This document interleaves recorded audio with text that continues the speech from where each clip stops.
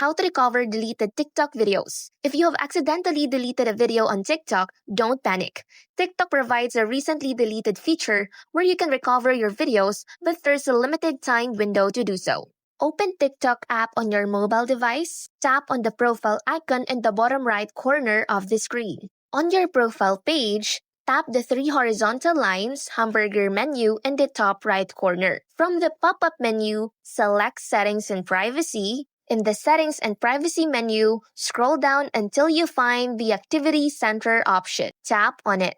Then the Activity Center, select Recently Deleted. You will now see a list of videos you have deleted. You will see here the files that you can recover, but only within their limited time frame. Usually 30 days, but always check the unit notification for the exact duration. Videos older than this period are permanently deleted. To recover a video, tap on it. You should see an option to restore it. Tap Restore and the video will be returned to your profile.